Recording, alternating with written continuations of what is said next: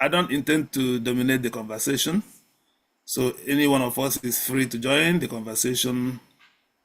Raise up your digital hand and tell us what you think. I'm seeing the hands of Edebwe Sunday up. Do you want to kickstart? Good evening, everyone. Go ahead, I'm sir. coming from Edegbe Sunday, calling from Ilorin, Kwara State. Yes, it is written, even in the Holy Bible, when someone passes on like this, everyone must definitely sympathize. I want to say, may his soul rest in peace. But where we are today, if you look at it deeply, this very man brought us to where we are today. He is the one that brought this hardship that we are passing through today, we are struggling with today. Tinubu took over that same hardship from the man, the same way at which he had ruined this country. Tinubu took it again from there, make it more harder to where we are. Terrorists today we are talking about all the time. This man, Muhammadu Buhari, was afraid that Goodluck Jonathan may not hand power over to him. He sponsors terrorists to this country. That if peradventure he did not hand over to him, they should fight. And these people now came here. Now they remain here. We have been battling with all of this, all this while, and the solution is yet to come. He brought us to where we are and is leaving us the same way or even more worse than his time. So, like I said, may his soul rest in peace, but the truth is bitter, but it must be told. That is my submission for now. Thank you. All right. Thank you. But let me just ask you a question. You know that, well, governance is about each person coming in to just play his part and then move on. So are you saying that, where do you rank President Muhammadu Buhari in your opinion of people who have ruled Nigeria, so to say, in the ranking of 1 to 10, where do you rank him? Or among best to worst, where do you rank Muhammadu Buhari? Thank you very much. As we speak, even a blind man can see. A deaf can hear. Everyone is seeing what is happening in this country today. President Buhari, since I was born till now, or let me say since 1960 till now, his position is second to the last. That is the simple truth. The president one here now, you know, is the worst. Quote me anywhere. My name is Comrade Edegbe Sunday. Is the worst. So Buhari is second to the last position. That's how I rank him. Thank you. All right, thank you. Let's move on to Minister Paul Izwabwe. Yes, Yeah, Paul Izwage. Good evening, and God bless you all. I really appreciate DDM for the great things that it's accomplishing. The death of anybody is regrettable because God does not take pleasure in the death of even the worst sinner. However, I just want to point out a few things about the ruling elite. Hope I'm audible, please. Hello? Yes, we can hear you clearly. Go ahead, please. Okay, thank you very much. Yes, we can hear you. You see, my take on the death of this man is this.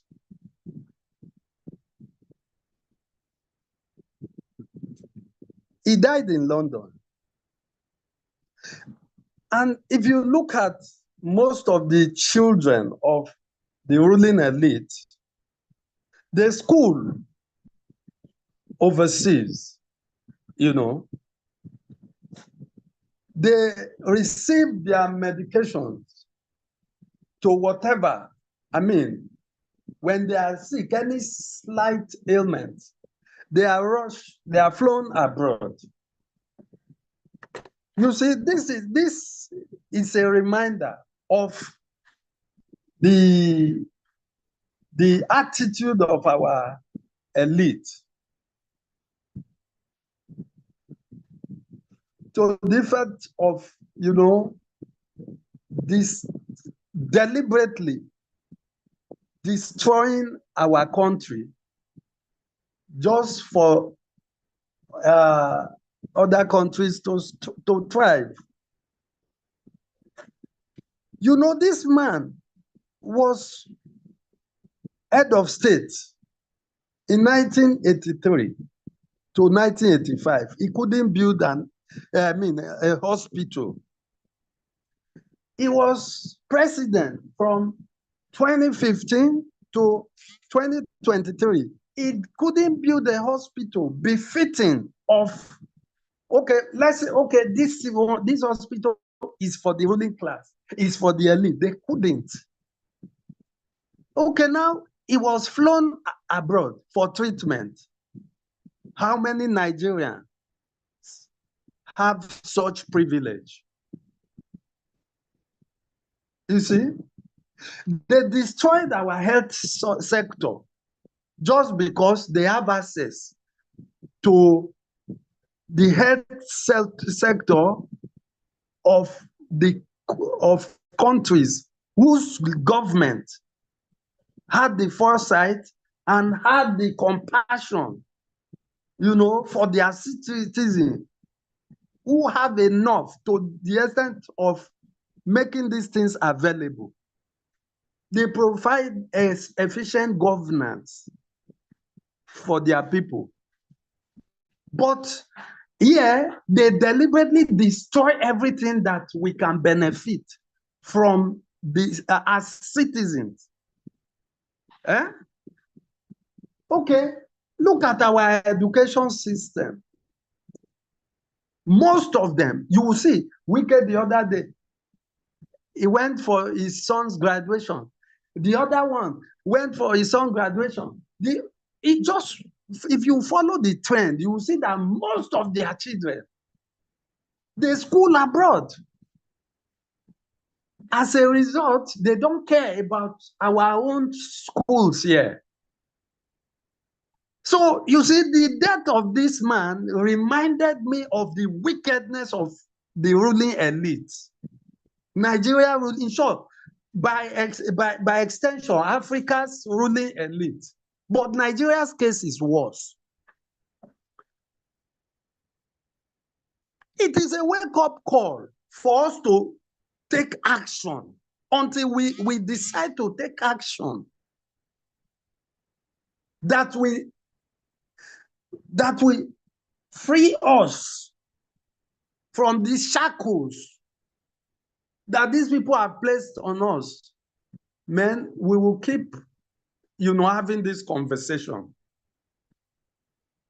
These people do not mean well for us. This man is there. I hope we are all aware that this Abdul Salam too is in London as we speak. Most of them, I mean, what are we not? I think we should be tired. Some people are already sending condolences to. Look, it is good riddance to bad rubbish. I do not take pleasure in the death of anybody, but I take pleasure. I am always happy. I feel excited. I mean, a sigh of relief when my oppressor dies, because it's a good riddance to bad rubbish. I know what Nigeria was before the man took over in 1983. I used to buy milk, pig milk, for 25 kobo. Yes, 25 kobo. I used to buy it before he took over. So what the bottom line is, please, Nigerians, let's wake up. Let us free ourselves from this, from bad leadership. These people do not mean well for us. And now that we have a God sent, please, let's do everything possible, everything humanly possible to project him and to support him, so that he will take us. It might not take us to the promised land, but it will take us out of this Egypt that we have been in for so long. This servitude has become unbearable. We need to support PO. We need to give him all the support, because he's the only person we can see now. He might not be a saint, but he's not a thief. So we must queue behind him and even preach the gospel to propagate him and his ideal, so that he too will go there and let us see how he will lead us out of this devilish quagmire that we find ourselves. Thank you. I hit the mic for now.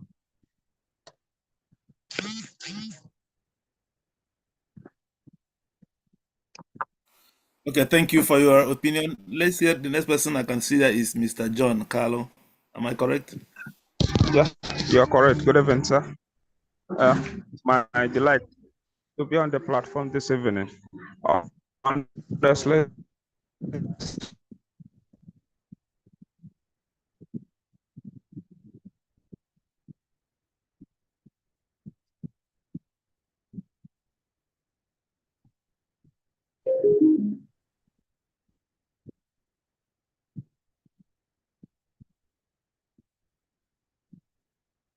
I think his network, is it my network or his own?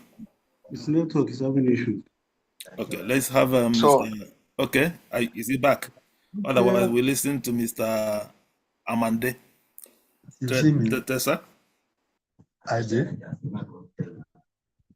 Eh? Hello, can you hear me? Yes, we can Hello. hear you, sir. Okay. Good evening or good afternoon or good night. Everyone, wherever you are.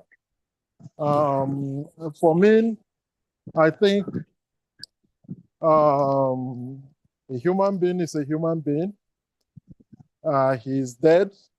I can only say or wish him eternal rest. But at the same time, when this news broke up, first of all, I was like, I didn't feel any sympathy for him, because these people have destroyed our lives and the lives of our generation unborn, and the damage it has continued. My first reaction and my first post about this incident was that good evening, everyone. Sorry, I was. Why did he die when he was in office? Okay, I'm speaking now, so can you hold on? I will. Go on. Okay, thank you. So my reaction is that why didn't this man die before he left office? He should have died in office so that Osinbajo would have taken over, at least to correct some of the wrong he did. Instead, he waited and waited until he imposed on us this calamity, this Bulaba Agbado man that has now destroyed the country beyond repairs or beyond recognition. And then he's dying now. So it's double jeopardy for us. As Nigerian, it's double jeopardy because he has already succeeded in his disastrous and demonic 8 years. And then he has installed another devil, which is more dangerous. So my only concern is that I just pray that now that he is dead, all those his court followers, they will have a little bit of sense to join the obedient movement so that we can be able to rescue Nigeria and correct the wrongs that they have melted on Nigerians, so that they will support the obedient movement, they will support Peter Obi. Now their Messiah is also dead.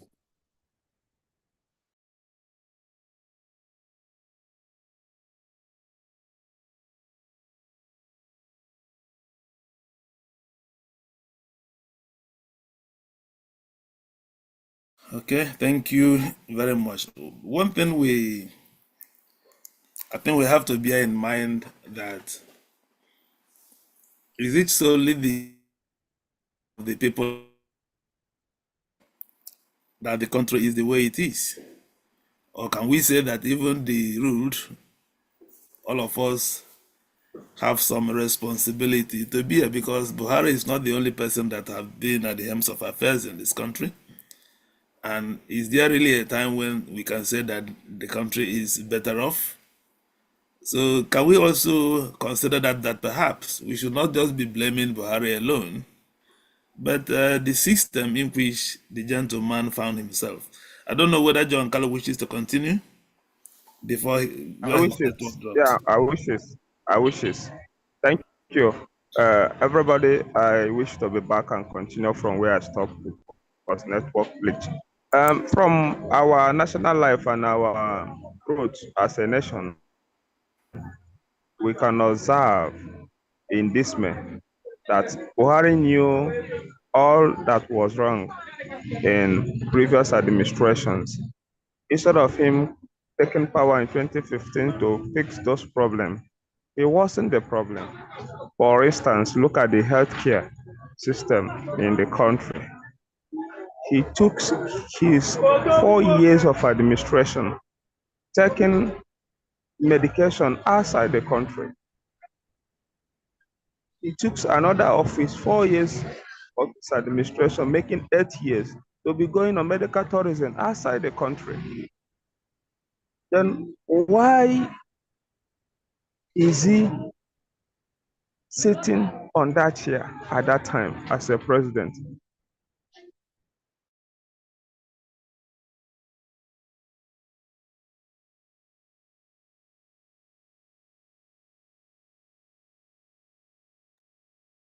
I think the same problem now.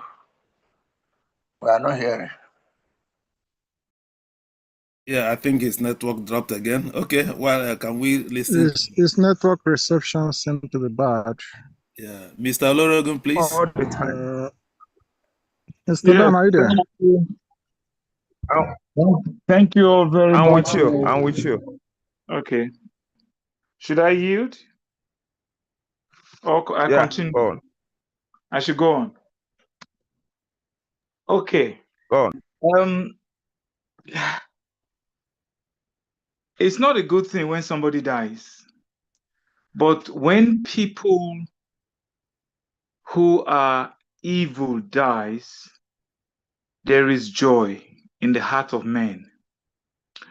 Now, Buhari did not come to be president because he wanted development of Nigeria or he came with any glad tidings. Buhari came with a mission that started many, many years, even before he was born. There are a crop of northerners who have that mission. Murtala Mohammed, I'm sorry, please, just let me open my mind. Murtala Mohammed, Buhari, Abacha, if I don't want, some other people.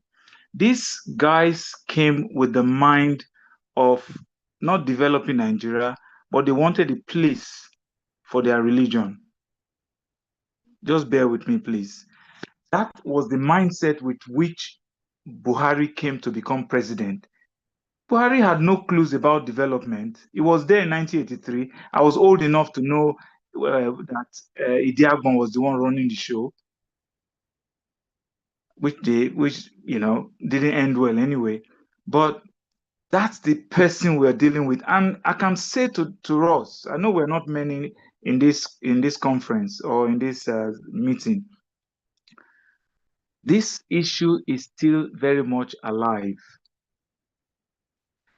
The same people put Tinubu in power, and they did it with impunity. They didn't give a damn what Nigerians thought. They wanted to fulfill their dreams, their ambition. They don't care about the development of Nigeria. They don't care whether people are dying, whether people are hungry. People are suffering in Nigeria. But all right. Yes, I want the obedient movement to please not just sit down and hope that things will run normal. There's nothing normal as far as Nigeria is today. We have to be alive to the evil plots, to their plans. Otherwise, this will repeat itself. 2023 will repeat itself in 2027. Thank you. I yield for now. Thank you. Well, if we can also consider, I very much appreciate the points that are being made. I think around the world, people fail to appreciate what Shakespeare wrote, and that I just happened to share with some friends this afternoon. Immediately, the news of President Muhammadu Buhari's death was announced. My mind immediately went to what William Shakespeare wrote in As You Like It, Act 2, Scene 7.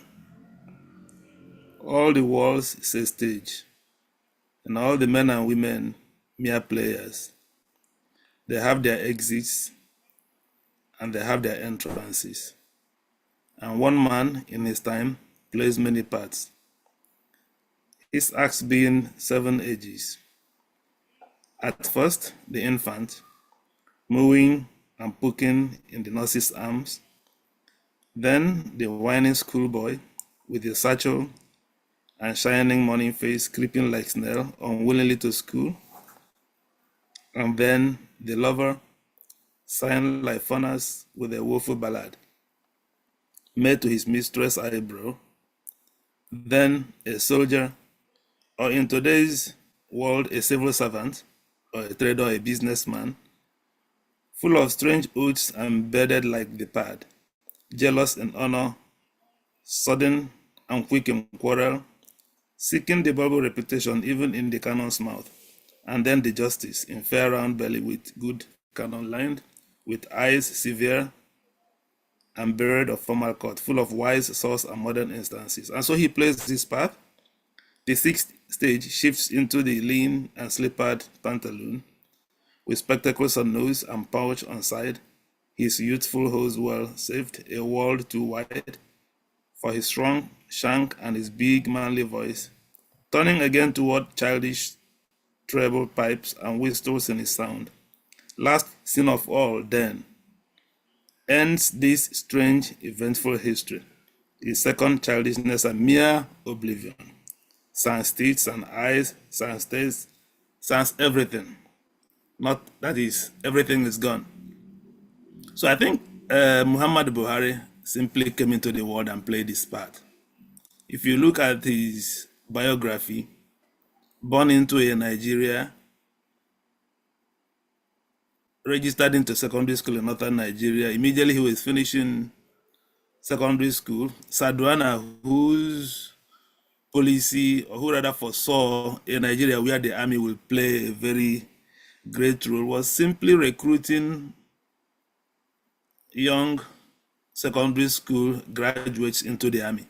And so Muhammadu Buhari found himself recruited into the army even without sitting for his final year Cambridge exam as it was then. What an evil. What an evil. Yeah, was he really in control of his life? I didn't think so. He was just a young man. But before I go, I just give us a brief history of Buhari's life. Immediately I shared this one. I found another, my mind went to another one. I looked for another one where he says, we are all, say, useless, a very life, isn't it? That is Macbeth, Act 5, Scene 3. Life's but a walking shadow.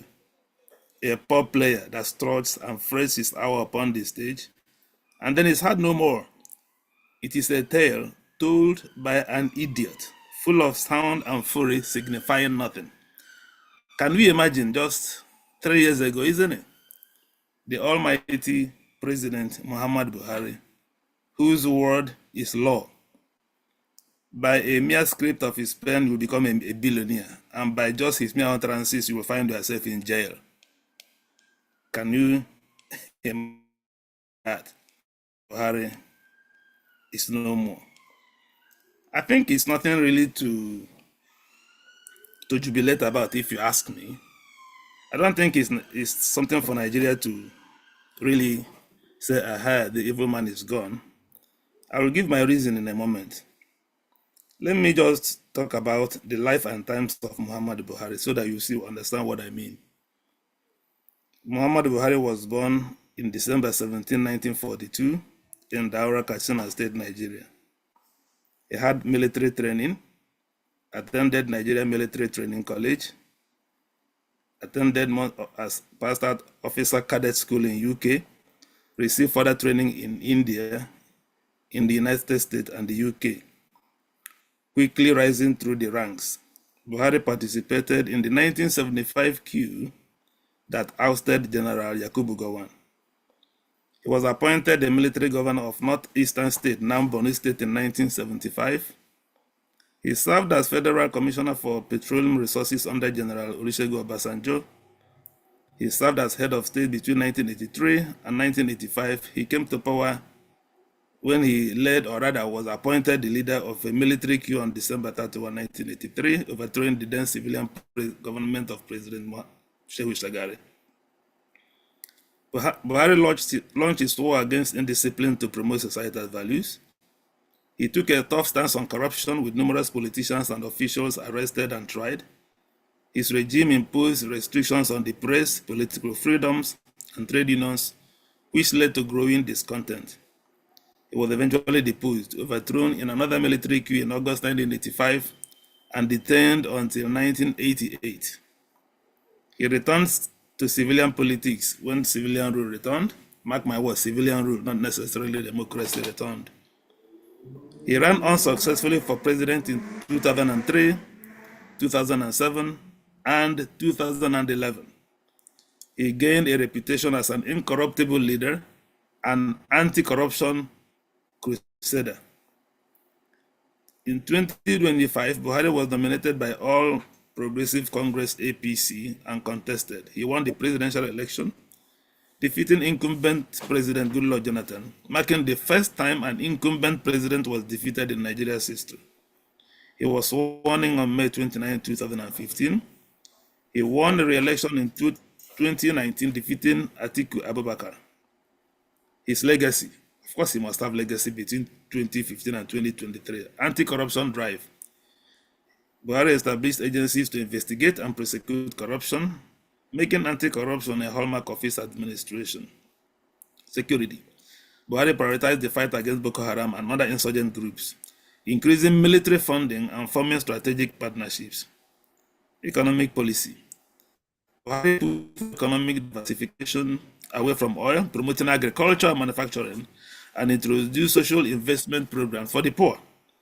Challenges.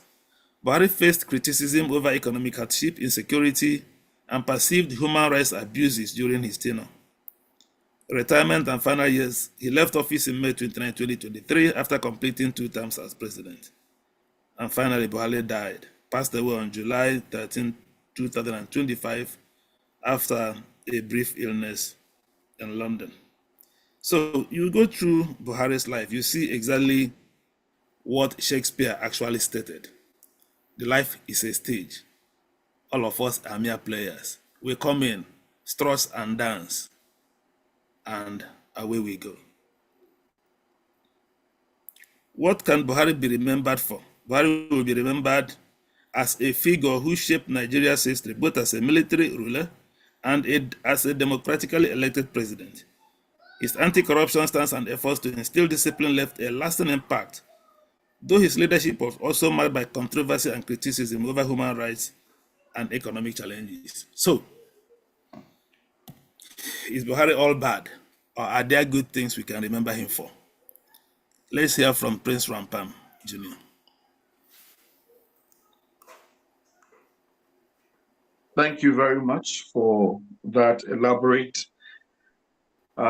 detailed history of Muhammadu Buhari, late. And there is no perfect human being in existence.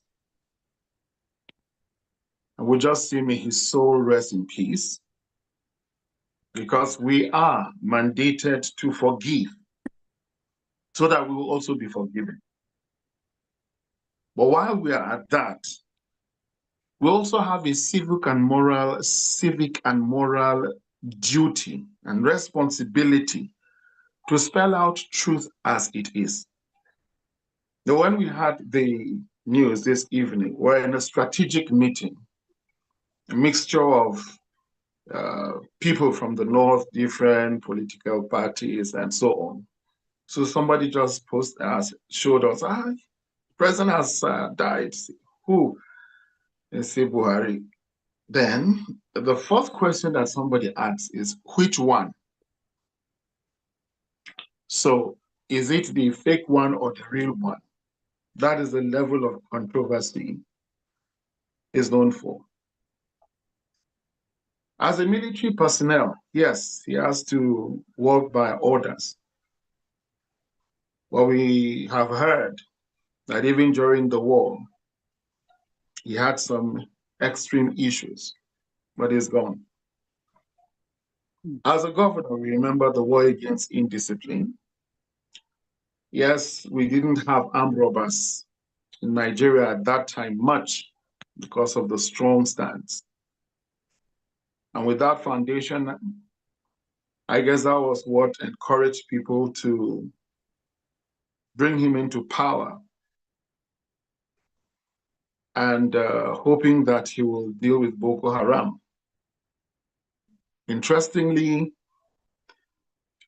during his 8 years, not a single arrest. During his 8 years, continuous mayhem, land grabbing, not a single visit. So who is the man? General Muhammadu Buhari. He is a human being. What we do in life and our choices is choice. It is what we choose to do. That is it. There is no one that is forced to go against his conscience, if not in the military. But as a leader, the responsibility of governance lies on one's shoulders. And if one felt he was not able to or capable of doing that, it is due diligence and an act of moral decadence to step down. For me, This should be a clarion call to all Nigerians. Those who go about collecting bribes will end up somewhere 6 feet down at some point. Collecting bribes to distort elections. Those who are in position as civil servants to make sure that what should be done is done, but they thwart justice and plunge the country into suffering. One day you're going down too. Those who have the opportunity to stand up for that which is right and just fail to do so, whether by fright or flight. Just you are afraid of, okay, I'll lose my job, or you are afraid they will say I'm a bad person. You have an opportunity to make the choice to stand for what is right, or remain dormant, or go ahead and do what is wrong. We shall all go down one day. And most of all, to those in the current legislature in Nigeria, which of course my belief is Nigeria doesn't have a legislative arm at the federal level, because the mandate they got from the people, they have transferred it to Tinubu. So that is not a legislature. A legislature's function includes to check on behalf of the rest of Nigerians the excesses of the almighty power of Mr. President and the executive. But since they are now special assistants to the executive, we don't have. But they should remember that whether by a plane crash, ill health, or just in their sleep, like Abacha, they can also go 6 feet down. So it is a call for Bola Tinubu himself to know that he has the Almighty to account to. The chance that he has been given by hook or crook to be at the helm of affairs of Nigeria is an opportunity for him to serve. For that, I will say thank you very much for yielding the mic. I drop my case. Okay, will you say, Prince Pam, that Nigerian leaders are capable of taking the lessons of what you have just said? Because at the end of the day, I haven't seen any Nigerian president that claims to be an atheist, that does not believe that there is a creator, or that does not believe that there is a judgment day. So will you say that that we are just incapable of thinking about the afterlife, or even if not the afterlife, even if one does not believe in the afterlife, what about leaving a legacy? Because that is what some Western democracies do. They think about how history will remember them. So is it that Nigerian leaders cannot take this lesson that we have just explained, or what is actually wrong here? What do you think? I think the basic problem is leaders, in terms of political leaders per se. Their brain switches off when they get to the upper class, because once you are moving into the executive, almost at every level from state to national, the brain switches off and all sense of morality dies away. That is basic. I don't know. But we can't generalize that all leaders, maybe those in the private sector, have the same. We have very good leaders, but most of them don't even want to temper into the electoral sphere because it's dominated mostly by hoodlums.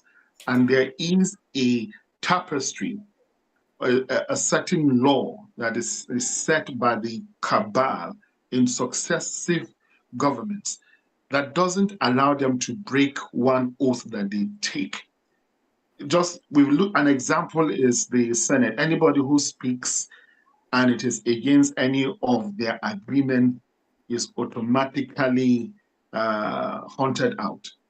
So the political class, they don't have that moral sense. They are confused by wealth and greed. But we have good Nigerians from all cadre that want to see change. The only thing is those good Nigerians have not mustered the courage to leave that legacy. And at least for some of us, we want to tell our children that we tried and this is how far we have gone, and they should pick the baton from there. We believe that change will come, and when the people stand up, the true change will actually come. So yes, political class, no, they are greedy, most of them. And the rest of Nigerians are watching. It's time to make up our minds, stand up for the country, or we go out any day, whether by bandits, kidnappers, Boko Haram, or common armed robbers, which number, of course, is growing. Thank you, sir. Okay, thank you very much. I think I'll still come back to you to comment on what the comments you are seeing on the chat, and then those who are putting on the chats, if you are willing to talk about them, will please let us know. But let's hear from Mr. Odinaka Olugele. Mr. Odinaka, are you still there? Yes, I am. Sorry, I didn't know I was talking on mute. Hi, can you guys hear me now? Yes, we can. Go ahead. Yeah. Good afternoon. Yeah, good afternoon, everyone from here. And thank you so much for giving me an opportunity to speak. Sorry, I might sound somehow at some point a little bit emotional or personal or grief or whichever. I enjoyed the Macbeth, the second part of Macbeth that said that life is but for the poor player plays his time upon the stage and is hard no more. In those days, I think I played that role, and it is typically what we are seeing now. The man Buhari, as it were, is a reflection of so much to so many people. I put up a chart earlier on that it might be the eventual closure of a script that is being played by some cabals, as it were. I don't like to use that word cabal, but then Nigerian political armaments are brought in that vocabulary into Nigerian politics. And it's so unfortunate that administration in and out, there's always that same cabal.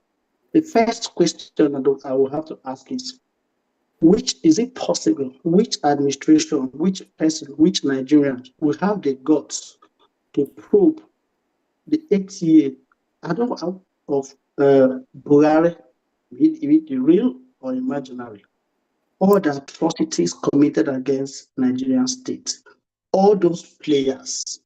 And it's unfortunate that the same people now who are wearing the new robe to come to infiltrate the so-called ADC, which I am very much about it, but I have my reservation about it.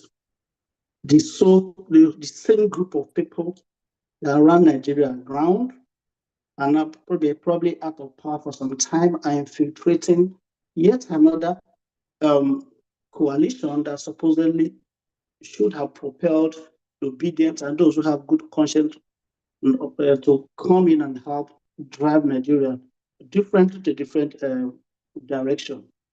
These are those same players who were brutal, who were vicious, who were wicked, who will have the guts, who will bear the cat. We'll take it on head on. These people, let them for once be accountable to Nigerians. It bleeds my heart that some of us in the civilized society see leaders who are selfless, who make sacrifices for the generation unborn. But down there in our own society, our own fatherland, we see so-called vicious and wicked people who mortgage the future of a generation unborn for their own selfish and avaricious greed. I had a trip to Nigeria, a 1-week trip. I just came in yesterday. What I saw after about 6 years I visited last, my heart was bleeding so bad. Even up till now, I came back here, I was telling my family, who will bear the cat? Generation to generation, my own generation is fast moving, right from when we were children of Buhari of 1983. I think I was in nursery, primary school or something.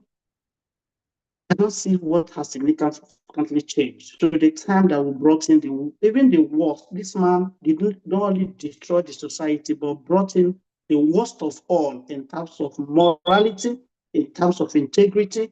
He brought the worst, maybe, God forbid, to bury the Nigerian that he killed. Yeah, people will say, don't say ill about the bad, but that I beg to disagree with that. Because this life, whatever we do, there's a song from my own part of the country that it's our deeds that will speak for us when we are gone.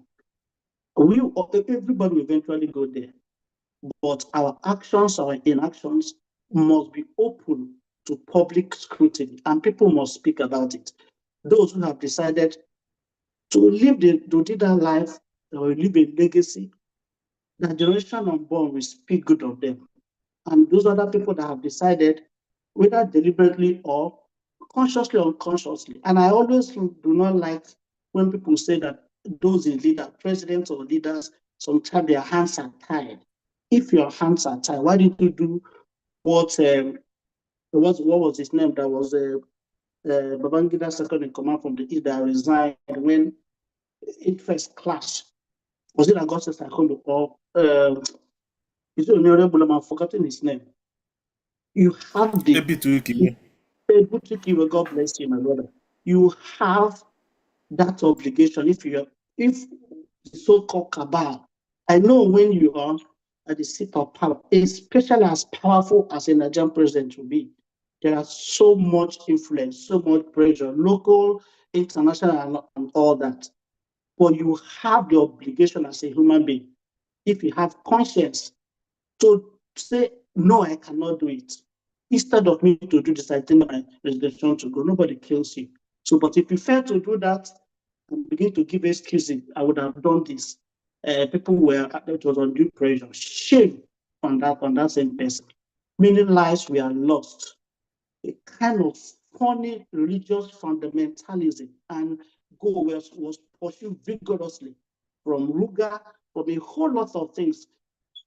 Benue State was reduced. Oh, so many atrocities happened. People were imported from far away, Libya, Mali, to infiltrate Nigeria, to kill Nigerians. And we had a leader. Somebody deliberately was fighting a country that has given him all opportunity. Those who are far better than he was in terms of intelligence, contributing to the society, never had the opportunity he had. But what did what did he do? And so many others, even the one that is there now, what did they do in return? Destroy that same society that provided them with opportunities.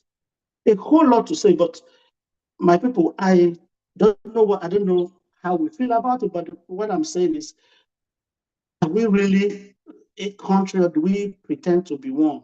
We find out every person that goes in there will always go with parochial, sectional motive, intentions. What do I grab for my religion? What do I grab for my tribe? Who is that pan-Nigerian? I'm here to see. And it's very unfortunate that that nation that's supposed to be the strongest Black nation, and people, the lowest of all, the nitwits, are destroying it and committed to doing so, sacrificing order to make sure that continuously destroy that society. I can only pray that at the appropriate time, I don't know when it will be, I don't know whether, but my prayer that it comes in my lifetime, that God will save that nation. I believe in the strength of Nigeria. I believe in the unity of Nigeria, though in negotiated unity. But I also believe that at the appropriate time, God will provide that Moses that will lead the people of Israel out of Egypt. It's unfortunate. It's like a mixed reaction. People will say bad, what is it called again? Good riddance for bad rubbish. But Buhari, we're not going to judge. But those that say you don't judge, I don't know, we have justices here and there. And every other person out there today that is using his opportunity, using his position to undermine the unity, integrity, progress of that society, God will meet them. And I don't want a situation where they will get old. God will not, it will not only be them, their generation and generations unborn. They will meet their Waterloo, but I'm sure Nigeria will survive. So many of them, Nigeria will survive them. I yield. Thank you very much. We have 2 hands raised. Can we take Femi? Thank you very much again, Mr. Odinaka, for your observations. Femi, please. Thank you very much. And it's amazing. And I'm not going to say unfortunate, but it's quite amazing. And what I want people to realize from my perspective is 2027 is a major change, more than people are relating to. Life is not forever. That's a guarantee that we all have. There's going to be that day. And therefore, notable names that we've all known that have played a role and have had a chance to make a change in this country and did not, you will start seeing the same occurrences regularly before 2027. It's a matter of fact. It's not a wish, it's nothing personal. This will happen a lot. I was sent a scene from Macbeth, Act 5, Scene 5. Life's but a walking shadow. A poor player that struts and frets his hours upon the stage, and then is heard no more. It is a tale told by an idiot, full of sound and fury, signifying nothing. Take your time to go and read that. Figure out what it means for us as a nation. A Nigerian that does not realize selling their vote is a crime to humanity with everything we're living through, really needs more than prayers. As we are the biggest player in the world, needs more than prayers. When we of today see the situation of all these parties and Nigerians that are suffering are still looking for somebody to bribe them to save themselves. This is a time to stand up. When there's things to be done to save the nation and you're looking for somebody to give you quote unquote logistics, it's a wake-up call for every Nigerian what's happening now. It will keep happening, like I said, like I started with. All those names will come and they will become part of history. What did they do when they had the chance? He's here today, is gone. We are talking about him. We shall talk about them. The things P.O. did when he was a number, we are praising. If given the chance, whatever he does as president, on his day, the day he meets his Almighty, we will praise.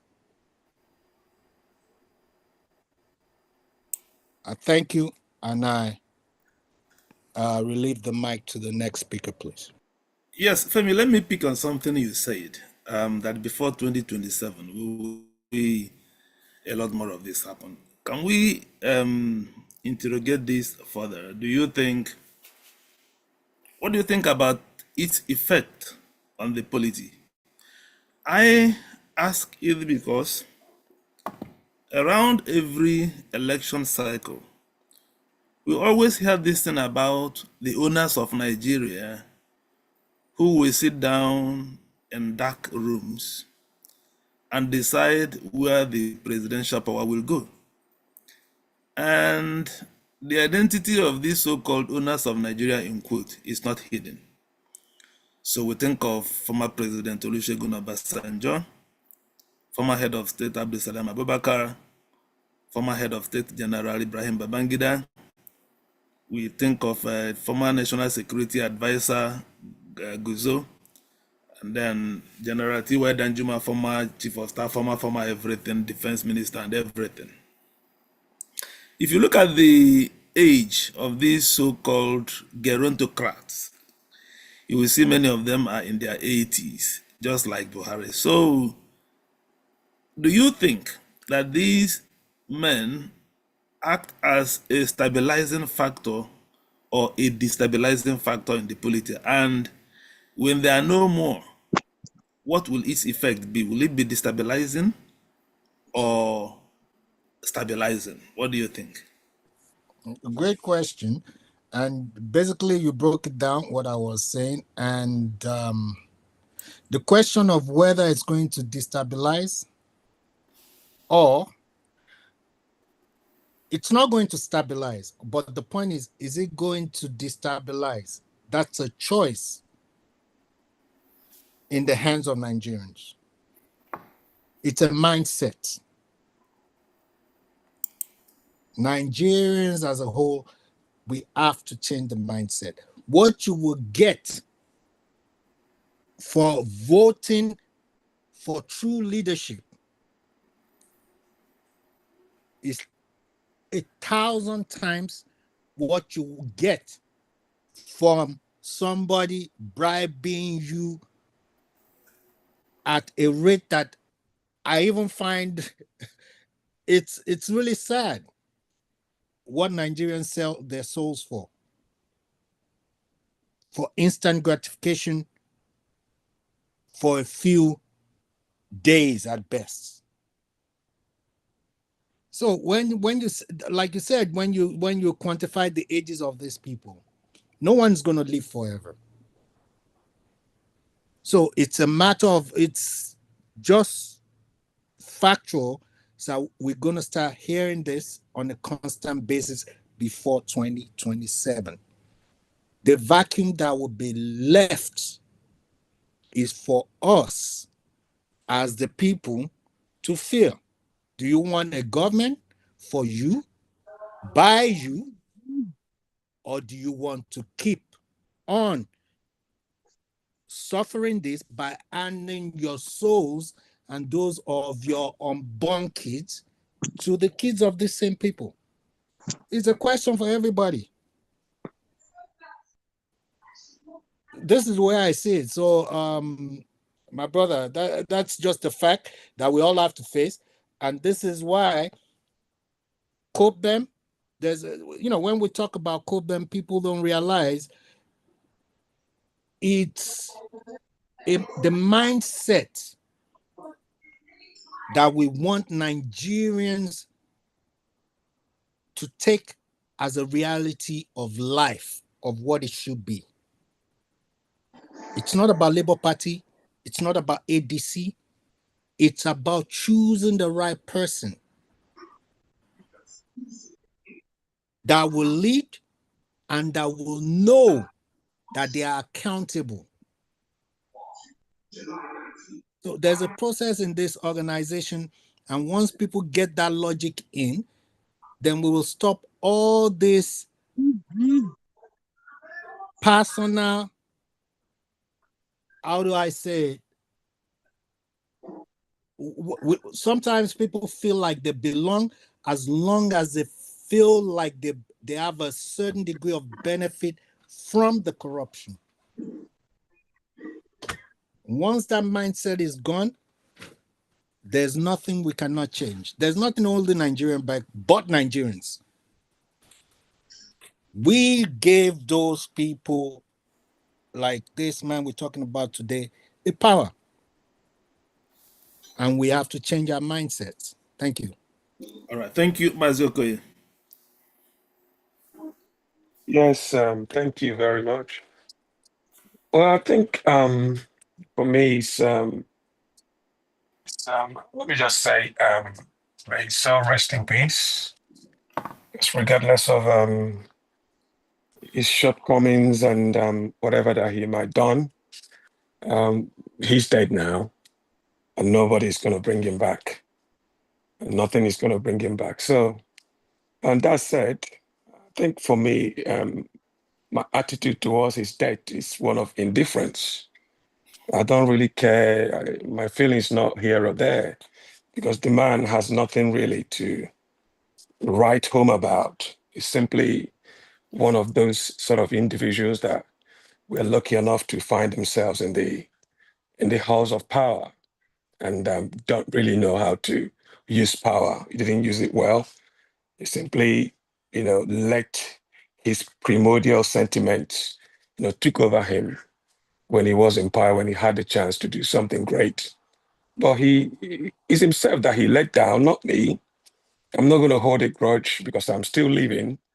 I'm not going to be sad because he's dead. I'm not sad towards him because if I do that, that means that he's going to inhibit me going forward. So I simply have to encourage people to look beyond this man, because the man has nothing really to write home about. You cannot say that he's this or that. He's here or there. I listened to all the accomplishments and the positions that he occupied while he was alive. None of them, you know, has anything to do or to write him about at his death. He didn't bring any sort of improvement to his all these offices that he held. He never really, showed any sort of learning or any marked sort of intellectual curiosity while he was alive. So these sort of people are these kind of people that, you know, you should we should really try not to make our leaders like the one now that is occupying Aso Rock, where someone is simply, almost dead. We then voted them into power to do what exactly? Because of primordial sentiments, because of tribal sentiments and all that. So for me, it's simply my feelings towards his death is neither here or there. It's simply one of indifference. I don't feel anything towards his death. I don't. It's just I probably feel more emotions. Felt more emotion when my friend's dog died than the way I feel towards this kind of people, particularly Buhari. I don't. For me, it's just like nothing, to be honest. Thank you.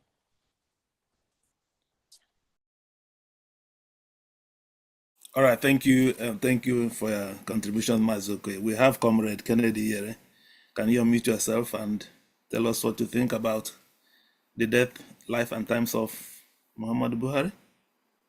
You can unmute.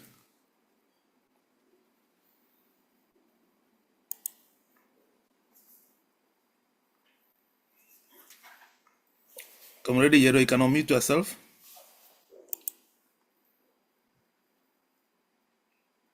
Are you there?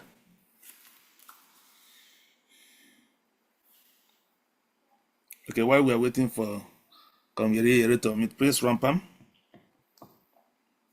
Sorry, can I say something? My hand was raised before I was removed by network. Sorry, China is my name. Okay, go ahead. Prince Rampam, can you please? Yes, I saw your hands earlier, then it disappeared again. Yeah, it was network that go ahead, please. So, just a brief thing I want to say. I really appreciate what we are doing, and it's actually showing that we are sensitive to the plight of Nigerians and then to the plight of the nation, being that we're being proactive. One of the things I want to say, which is just to talk to us as them and people that have interest in recovering Nigeria and moving Nigeria forward. One of the things I want to say is that it's not a time to begin to rejoice that Buhari has died. That Buhari died doesn't solve our problem. Our problem is still staring us at the face. So looking at what is on ground at the moment, I think it's something that, Buhari has come, he's done a lot of things that we don't appreciate. He has left a wrong legacy. But the question that is there is, now what? Now what? We have Tinubu at our face. And that is our challenge that we need to continue to face.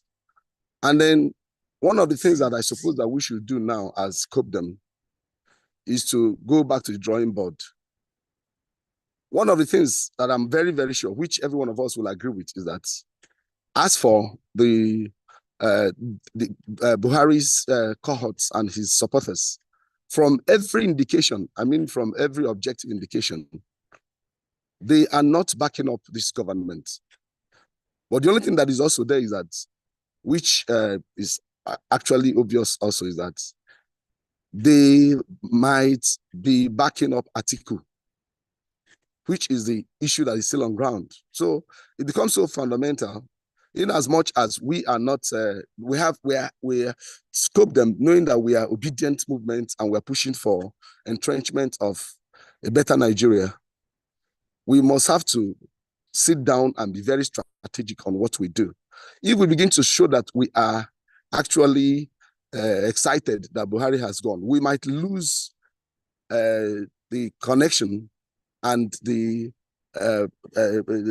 empathy or the commitment of those that are from that side, and they will be totally out of our cycle and supportive of what we're thinking about. So what we do is, notwithstanding that we understand that Buhari has, done badly in several cases. Some areas he tried, but by rating, we can't rate him as a very successful president in Nigeria. But the key thing that is there now is that there is need for us to now begin to sit at the strategic table and then begin to work out how do we ensure that what we are pushing for stands, and that we have Nigerian, particularly the masses that are interested in ousting this more evil government, to be on our side. So that's the very core thing that we need to push. And I believe that of the obedience, we are so much interested in seeing that our dream for better Nigeria is accomplished in entrenching the power of obedience in Nigeria, by seeing that Obi takes over as the president. So the thing that we have to do is to now sit on the table and then find ways of all embracing to Buhari supporters, not make them to be afraid of that we don't want to work with them, because even at the moment, as I said earlier, that even the core supporters of Buhari have given indication that this government is not working with. Take an example of somebody like El-Rufai and some other people that have been in government with Buhari. So I think it's important we sit down and then mourn with them, encourage them, and then say, yes, we still have something to push, and we need to push a better Nigeria. And the better Nigeria is in obedience. And we need to sell ourselves much more, that we have something to offer. We have something to offer to bring a change to this nation, and I will have to stand on it. It's not a time to begin to celebrate. I say that the adage that says also that we should not talk a lot of evil about the dead is there. But the thing that is also there is that we can't be talking about Buhari that he has done some all those bad things. We need to talk about how do we move Nigeria forward. Our stand is going to be on our stand. Let us be properly focused on where we are going to and not be distracted by what has happened. So let us see how we can be able to extend our hands to them that are mourning and encourage them and say, well, it has happened, it has happened. How do we get a better Nigeria? And the better Nigeria is found on what we're shooting out for, which is to entrench good governance, which actually we're trusting that is built up on what Peter Obi enunciates, and then we'll stand on that. So I think that's the simple thing I wanted to mention. So my own contribution to the discourse. I know that people have divergent views, but that's my own simple suggestion on our discourse. Thank you very much for giving me the floor. Thank you very much. All right, we appreciate your comments very well. Thank you. I think that's Prof. Emeka, if I'm correct. Yeah, it's Prof. Emeka. Thank you so much. Yeah. Okay. Comrade Yere, are you now able to unmute yourself and speak? Okay. If not, please feel free to unmute yourself when you're able to do so. Prince Rampam. Yes, just a quick addendum to the question you asked Femi earlier on. If there's older statesmen who are supposed to be statesmen, if they all are called to glory, before 2027, how would the topography politically be? While we were still young, we know that when you go to the southeast and that axis of Nigeria, as Nigeria was divided into three, there was an ideology. These are businessmen and astute. They work, sweat, and earn. Within the southwest, it was Awolowo's philosophy, was education. And right now, of course, we can't deny the number of professors and educational elites we have from the southwest. From the northern side, it was to build the capacity of the northern people for leadership. And it has continued, ironically, even till date, for all the three sections, quote and unquote. Why am I saying this? Just as you have the apprenticeship scheme within the Southeast, you carry somebody stays with his augustus for some years, and by the end of 3-4 years, he has mastered the trade and he can stay independent on his own. And despite the austerity and the hard measures we're facing, it is softer on the business-minded Southeast. And the professors in the Southwest are growing. They have a succession plan. Every house in some parts of Ibadan had a professor in some time, at some point. Now, in the North, that's also still what is obtainable. Their children are all over in the political cadre, not only the North, but the political class. Their children are there to succeed them. Now, what we need is a leader that can encompass those three values and be selfless in it. One who is politically minded, one who is educated, and one who is also a business person to put this together and move the country forward. Yes, in COPDEM, we have members from all political parties. And the mindset of COPDEM is justice, equity, and fairness. So as we move towards in our political development, we will stand by those virtues. And that was the major fulcrum of our press statement just some days back in Abuja. We encourage the coalition to be selfless and to let the people, let them hear what the people are saying and bring out true leadership. We also encourage the citizenry to be active. We should have active citizens to decide their future and not stay by the side. We also spoke about the institutions we have, which have definitely failed. INEC, the armed forces, Nigerian police, and the rest of them. They should stop being appendages or extension of the ruling class. They are institutions that are supposed to uphold our democracy. And just as we're talking about and mourning the death of Buhari, one day we'll all go, so what is the legacy? Finally, now that Buhari has passed, will the flag of Nigeria fly at half-mast? If so, what about those that have been killed 300, 500, 200 by bandits? Was their own flag flown at half-mast? Thank you.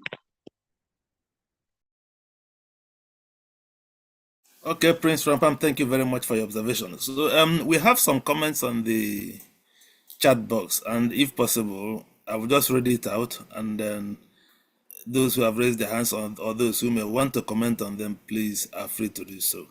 I have an earlier comment from Odinaka. Let's just ignore the first one. The second one says, you can accuse Abacha of everything, but he was not a religious bigot fundamentalist. Rather, he fought fundamentalist. Can we have any opinion on this? Difference between Abacha and Buhari when we are ranking Nigeria's past head of state who are no more. Femi, your hands are raised. Do you want to speak on this or on another matter? I just wanted to make a comment, not exactly on this, because I think based on previous statements or comments, we must take sentiments and tribalism out of politics. We shouldn't blame Buhari based on where he's from, what part of the country he's from. He should take the blame for being in that role and not functioning. The same way we shouldn't vote for PO because of the region he's from. So we stay on a plain basis and start judging them by merits. This is the only way for us to free ourselves from this mindset of being enslaved in quote unquote giving leadership to those who are least capable. The minute Nigerians wake up out of this, that we all wake up out of this, once Nigeria works, a lot of world economies will collapse because the fact that we don't function is what is making them successful today. Most of these places that we all trying to get visas to, once we function, their economies will collapse. Thank you. All right, thank you, Femi. Let's listen to Comrade Yere's contribution over my phone. He did a calling. So, Comrade Yere, go ahead. You can speak now. Yeah, good evening, every one of you. Daneluba, thank you for the good job you are doing. Can they hear me? Yes, we can hear you. Go ahead. Okay, yes. I will just be very brief. You know, I have an interview with Codem tomorrow. I have been trending on different social media platforms, getting different calls since my appearance on Arise TV 2 days ago. Now, for Buhari, I want to remind us of something. The first thing he did that he died in a faraway country where he didn't experience the presence of his loved ones, the affection of his loved ones, the sympathy of his loved ones, and the empathy of his loved ones. That is enough reward for him. If he had fixed our healthcare, he wouldn't have died in faraway London. He would have died in one hospital in Katsina where he relocated to. To think of it that a former president who governed the biggest black nation on earth could not be treated in a hospital good enough to meet his medical needs in his country home is enough indication that he failed woefully as president. Can you people hear me? Yes, we are hearing you. Now, I posted something on my status that life is a stage. When you have the time to serve, the opportunity to serve well, because you can never tell.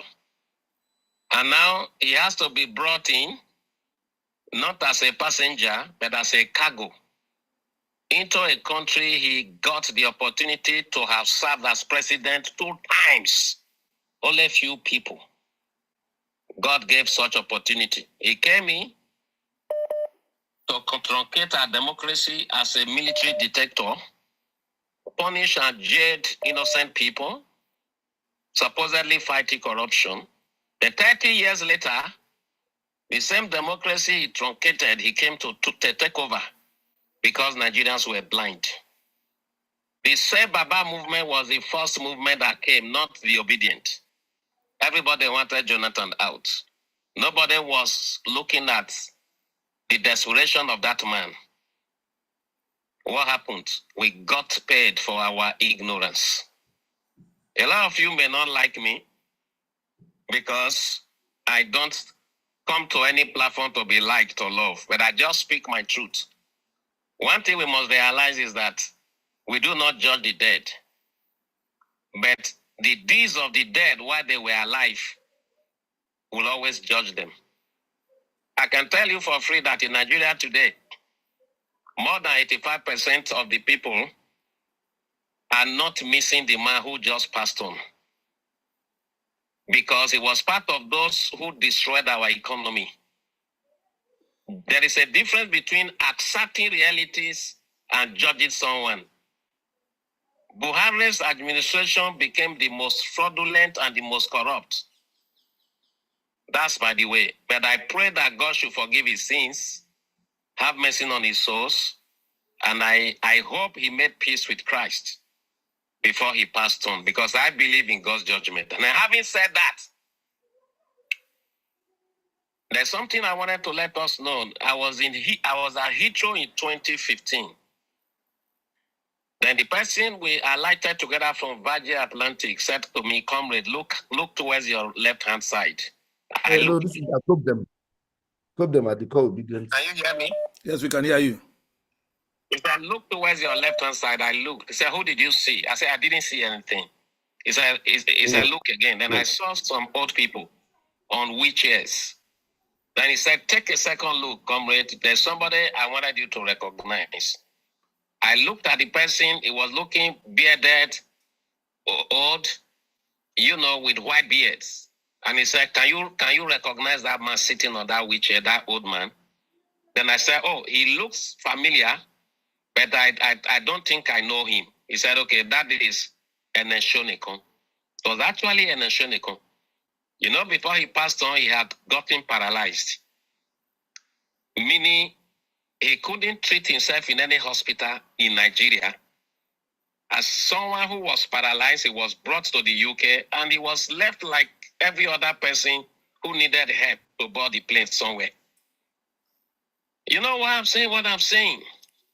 We may not be different from those people, you and I talking on this platform, because we still have a unique opportunity to make a change for our children. Unfortunately, most of you here on this station now, you are from the diaspora speaking to us, meaning some of you have escaped from the judgment that will come if we don't do what is right. Now, coming to the coalition. I'm trending today because I affirmed vividly that the coalition is a hoax. It's not authentic. It is fake. It has nothing to offer Nigerians. When I say this now, a lot of people will want to kill me. But I live in this country and I have been to so many places. This is not a matter of bragging. Let me illustrate a little thing. Look at this coalition. I was with Atiku in his house. He invited me on the 20th of June. That was 3 weeks ago, to talk about this coalition. The coalition is a bunch of desperate Nigerians who lost out of favor with the present government, which they helped to put in power. Danelumba, can your people hear me? Can they hear me? Who they helped to put in power. I was with Atiku on the 20th of June in his house. We spoke for 2 hours. Now let me tell you this.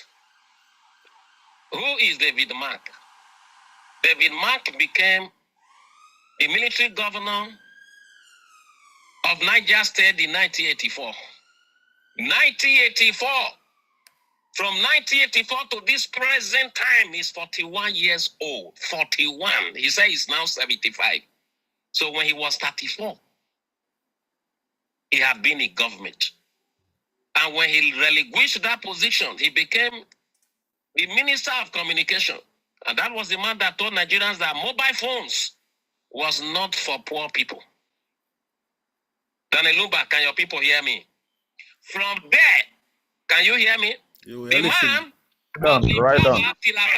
till Abacha came. He fell out of favor with Abacha. Then he went on self-exile. 4 years later, Abacha died.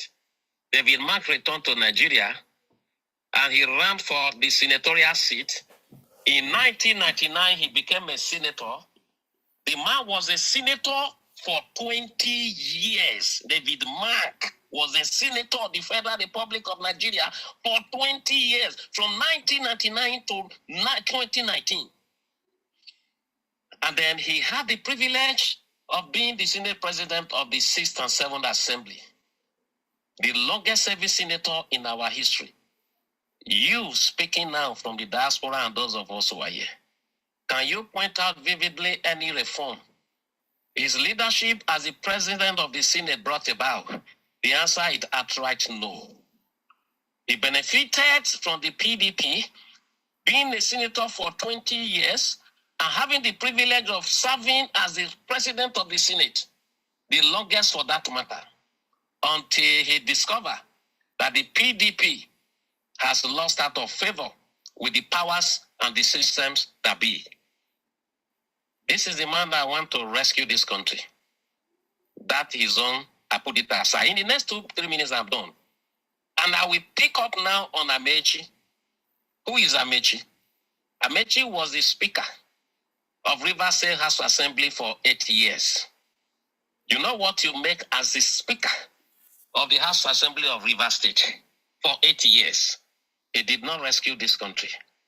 Then he became the governor of Rivers State for another 8 years.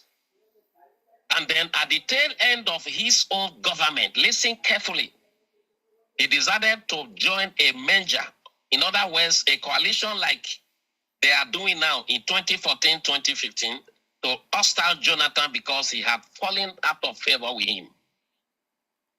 Remember, during that merger, 2 governors were outstanding in financing the coalition now then that brought the man who just died and Nigerians are celebrating his death.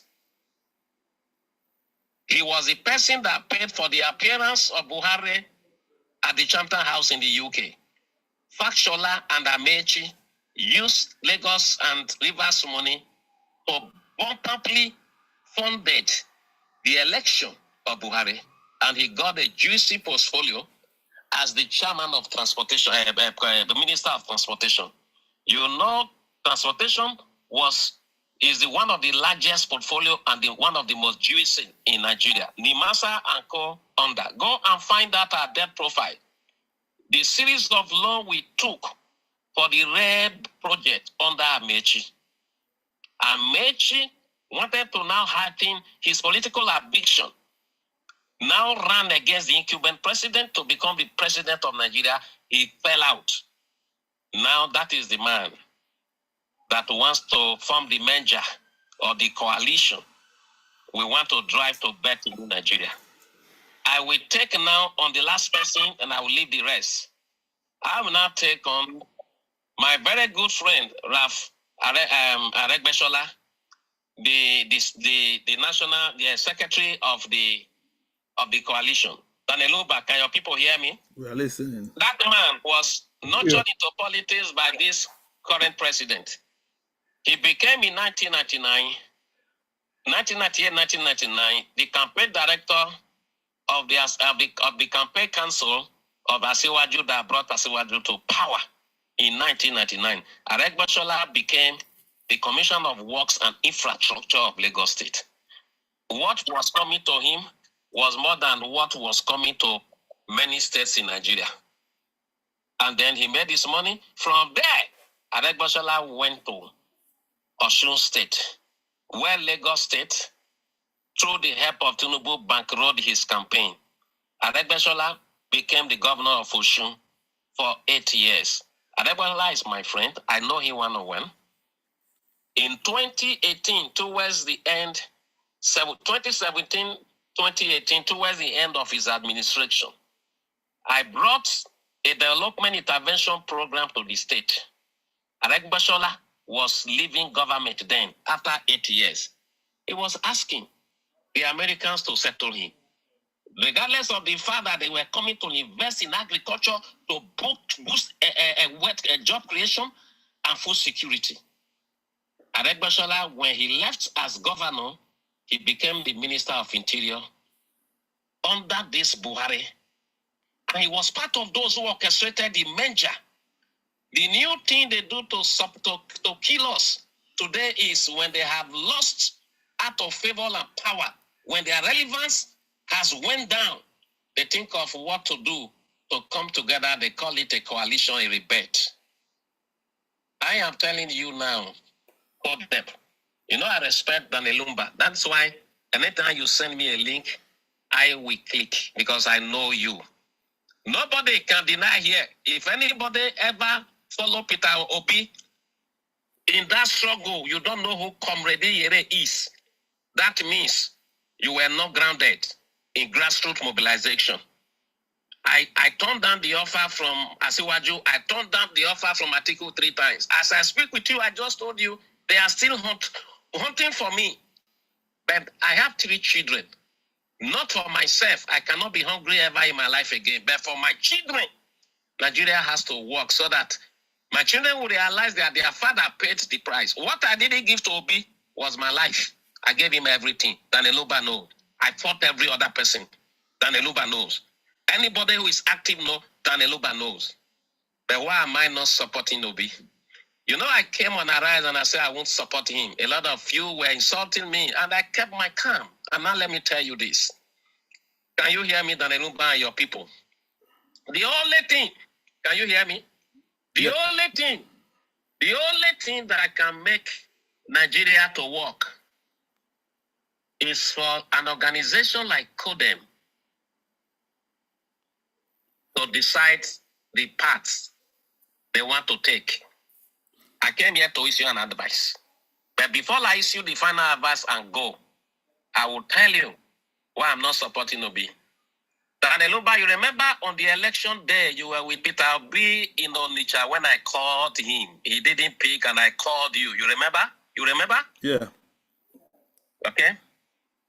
You went to give him the phone. He didn't pick my call.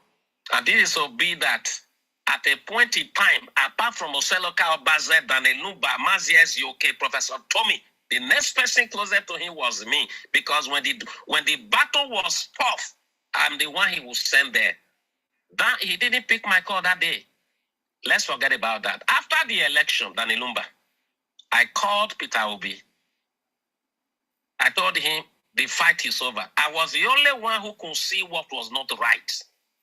And I will fight him because I was fighting him and I was working for him, working for the future of my children because Nigeria must change.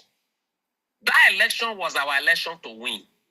No other person was in that election. The circumstances that orchestrated our failure, I will attribute it to all of us, including those of you listening to me. When a leader cannot be corrected, then you start following that leader. So, Mazi, Daneluba, after that thing, I had series of issues before the election, series of committees were orchestrated to settle me and Obi. Of course, Daneluba, you knew. So after the election, I called him. I told him, look, you see this thing that led to our failure, I blame you. There are so many things I can't say. And I was speaking to him one-on-one. And I told him, what you must do now is that 2027 is not far away. Make sure this obedient movement we built it. Look, he didn't form it. We formed it, we drove it, we funded it. We're not looking for anything. We're not looking to make money. We invested our life, our time, our intellectual, whatever you can call it, capabilities, just to change this country. This organic structure must be sustained. If you allow it to get balkanized, you can never see such cooperation again. Daneluba, are you hearing me? Yeah. And I also want him to make sure he settles the problem in the Labour Party. But if the problem of the Labour Party was not solvable, Daneluba, you know I fought Abure from my village. I fought him all through. I fought him. I said, okay, if the Labour of the Labour Party, the problem is not solvable, one thing you must not lose is your touch with the people. Let's maintain this structure. Let's keep this structure active so that by the middle of the administration that hosted us out, there will be now a need for another election. Then you will be that movement that has retained itself. He didn't take my advice, but let me tell you now, I have left him. So many of us have left him. You know, talk is cheap. But people like me are not people you can say, oh, they left. My dear, we are movement. This is what I want to say. The only hope for that coalition is if CODEM will stand separately and demand the terms of engagement under which they want to work. That coalition is a collection of men of corrupt character who have nothing to offer. Is it El-Rufai you want to quote? I saw somebody like Malami as a member of that coalition. Do you know who is Malami? Malami killed this country. Malami sold a lot of the houses the EFCC recovered from people. He relucted the money that they recovered. He sold how people were paying money to him privately, and he was selling all those things. The highest level of impunity. Malami had no chamber before he became the Attorney General of the Federation. I knew Malami before he became the minister. Malami today made all the fortune. He does not even need it in those 100 years of his life. Is it El-Rufai, Malami, David Mark? Is it Ojono Yegu, the same man who orchestrated the ousting out of Buhari from power, who was the chairman, and we're talking of my former governor, who went to self-exile on the basis of corruption? And you are telling me that Peter Obi is that man, surrounded by the cabals, who we now come on that seat and make a difference. If you people want to make a difference, Daniel Lumba, I have known you to be a man of integrity. That is why I attended this program. That is why I'm making my contribution. Let me shock you now. Raf Okewosu did not leave. He did not step down for nothing. Because I knew in 2022, when we wanted to put Peter under a merger involving SDP, involving ADC, involving NRM, he was the one who refused to step down as the national chairman of ADC. Reason being that he spent his money to build that party for so many years, which is true. He actually spent his money. Daneluba, are you hearing me? For that same man, hello? For that same man, Daneluba, are you there? Yeah, listening. For that same man to have stepped down, of course, he don't collect his own. You see all these things you are seeing, they are wash. I watch you endorse that coalition. It is still very early now for you to return yourself back. And as a matter of fact, I must tell you for free, that is more or less an Atiku coalition. You can doubt me, but when the time comes, you will see what I'm talking about. And I want you to know this. Don't let them deceive you to publicly identify with them before you know they want to play wayo with you. I have nothing to gain. I have nothing to lose. I have not decided whom I'm supporting, but I'm building my own movement. What I am saying here is this. That coalition is a carcass. If an organization like CODEP is not coming to their rescue, show me one person in the whole of that gang that has the street credibility to garner 10,000 votes. Tell me, who is that person? They are all desperate people who want to. And they already know. I hope you know, in politics, that coalition now, whether they adopt the ADC or the new party they want to form is approved, who becomes the candidate will be decided by few of those cabals based on their interests. But I'm telling you, to remove Atiku will be like the head of a camel passing through the eyes of the needle. Then my issue with some of you and a lot of you who are obedient, you see Peter Obi as one Jesus Christ that cannot be faulted and who cannot be corrected. I just made a statement. I'm still going to appear on so many television stations. I said to you, what I didn't give to that man was my life. I gave him everything. And if that day I called him, I don't want to talk about that on the election day. Let's forget about that. Now, what I'm saying here, didn't you see that Obi made some blunders? You saw the unanimous solidarity you enjoy from the people. Election was over. You'll abandoned the people, abandoned the structure. You didn't nurture them. And you expect to meet the meat-hat when you come after 1 year? If it is not Panadol, it cannot be Panadol. Let me tell you this. I'm building my movement. Whoever that must come and use my movement will comply with my terms. It must be pro-people first. Anybody that has held political position since 1999, who had defected from the PDP to the APC, from the APC to the PDP, has nothing to offer. If they are forming a coalition, they are just there to use you. Use your strength because they know you have the face. You are the one that will go out there and talk obedient. People will follow you. At the end of the day, you have already made yourself too deep into them. You now realize you were deceived. They take that ticket, they give to the person they want to give, not your candidate that you know you want to. Are you telling me Peter Obi becomes a vice president? So article tomorrow he will change Nigeria. They will make him as useless as Buhari made Professor Simbajo. Or are you telling me under this coalition, with the body language and the signs we are seeing, they will take a ticket from article and give to Obi?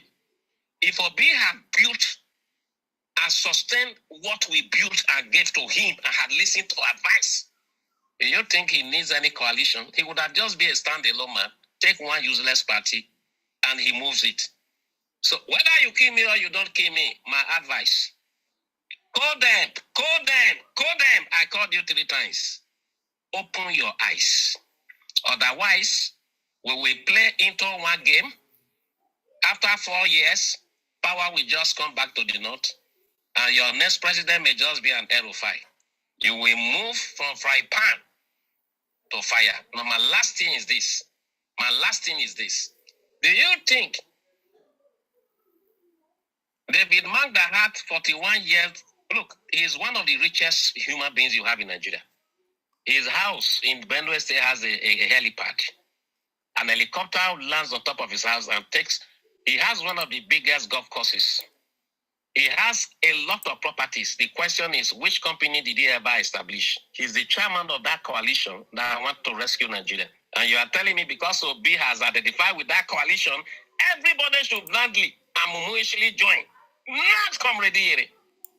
I am telling you now, what I just gave is an advice. If you want to build this country, only the youth of Nigeria can build this country. Only the young men and women of Nigeria can build this country. And if God has given you the privilege of having a platform that gathers them together, you are the one that will give terms of engagement or terms of partnership to whichever coalition you are endorsing. You have to have a rethink and a review on your decision before you go too far.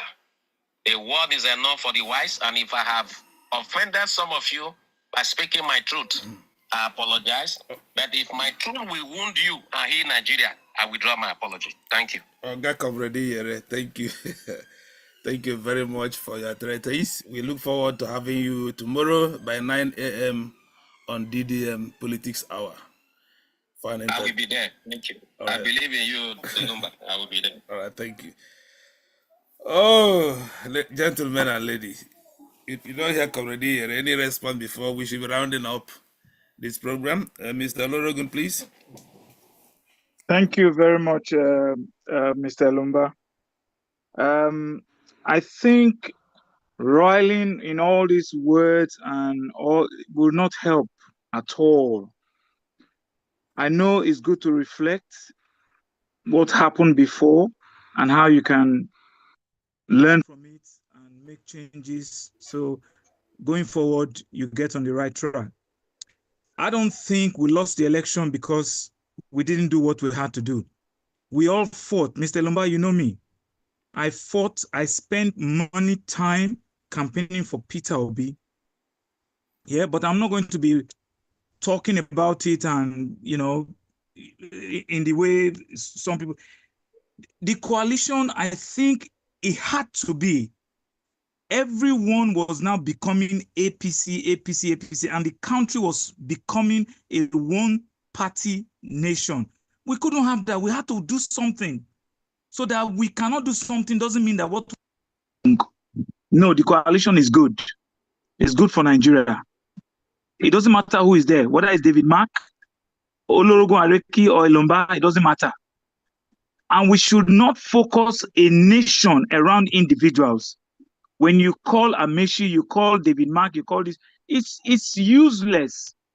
You are just reducing the nation to individuals. Nigeria is 200 million people, for crying out loud.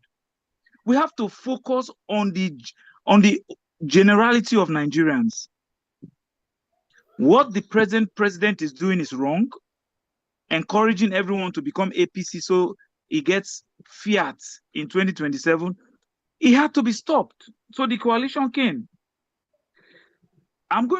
There's a scripture in the Bible, Ephesians something 6, I think 12 something, that says we wrestle not against flesh and blood. Rulers of darkness, principalities, these are the people we are dealing with in Nigeria. If we think campaigning will solve this problem for us, we have another thing coming. We have to be ready to counter these people. Impunity. Imagine they announce Tinubu at 3 a.m. in the night, and they didn't care. Tinubu is the president. Where are the facts? Where are the results? Nothing. And nothing happens. We need to start thinking, how do we counter these people? But not talking about campaigning or these individuals who are forming coalition. No. We should not blow our own horns. When it's wrong, it's wrong. We take responsibility for it. Put your hands up and say, oh, we got it wrong. But to begin to blame Peter Obi, he didn't do this, he didn't do that. No, that's not right. Let us think outside the box. Let's come out of our brains. The box is our brain. Let's come out of the box and think, calculate what we need to do. We are fighting against these people who they call themselves cabal, whatever they call themselves. I don't care. We need to checkmate them. That's what we need to do. Otherwise, all of this is going to happen again, 2027. It's been happening in Nigeria. I'm old enough to know that. When Buhari was president of Nigeria, I was in the university, so I knew what he was doing in 1983. So we should start thinking how we can checkmate these people. Has nothing to do with politics, has nothing to do with democracy. This is wrestling against flesh and blood, principalities, rulers of darkness, evil. That's what we are up against. So we need to start taking responsibility. Please, I will not say too much, because when I say I don't want to talk too much, I don't talk too much. But I've made the point. We should not make Nigeria about individuals. Nigeria is a nation of over 200 million people. We should start thinking outside the box, how we can solve this problem called Nigeria. There are a few people who decide what should happen in Nigeria, and they do it with impunity. How do we stop these people? We have an opportunity. One of them is dead, is gone. An opportunity to start building ourselves, to say, yes, one of them is gone. How do we now do the rest? Rather than that, we are talking about Peter Obi, who didn't win an election. Peter Obi won that election. We all know that.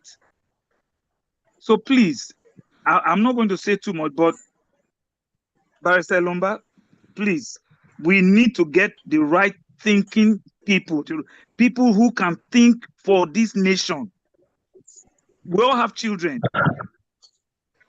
I have not escaped Nigeria, even though I live in England. I have not. My mother is there, my brothers and sisters, my family, they are still in Nigeria. So it's not that because we are in diaspora, we have escaped. We have not. So please, let us get people who can do this job. The job is not political. The job is not democratic. The job is wrestling against evil. They will come in 2027 and do the same thing, announce who they want as winner. And of course, Nigerians are docile people who don't want to die. They will just accept it and suffer. So please, I won't say too much, but I rest my case here. I yield to anyone who wants to contribute. Thank you. All right, thank you, Mr. Olorogun, for your final contribution. We are rounding up now, so we'll take Dr. Oke and then go down to the final contributors. Dr. K, please. Yes, my good evening, everyone. My very, very brief comment is in response to Comrade Yere's comment. I will make it very brief and straight to the point. Number one, I share Comrade Yere's concerns about the coalition. I think he has genuine concerns which a lot of people share, which I believe that the best option is not necessarily to quickly abandon it, but for us to put our thinking hat to see how best to manage it and weigh all the different options. Peter Obi made it very clear that he's still a member of Labour Party. So we still have that option. Of course, we're still having issues with the Labour Party, but the reality is that he's making sure that he has plan A and plan B and plan C. And I think that's where everywhere many Nigerians need to come in to help him. And coming in to help him doesn't necessarily mean that what I say to him, he must accept it. So I keep that to one side. I have an issue, and I totally disagree with Comrade Yere's position about not supporting P2B. He hasn't given me a concrete reason. Now, Nigeria is very complex.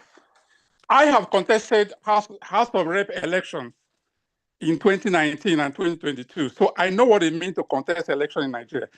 I think anyone that is criticizing P2B, that he didn't do this or didn't do that during that election, I will advise that person to go and try and contest for local government election or governorship election, and you will see what P2B has passed through since 2020, 2022, and all that. So we need to take that into account. It's not easy. Nigeria is too complex. I was speaking to people in my state, and they were saying in the Southeast, and they said, oh, well, for P2B, yes, but for our governor, there's no way. Basically, these people have studied how to weaponize poverty. They are struggling, they know how to hijack the system, the institutions we have.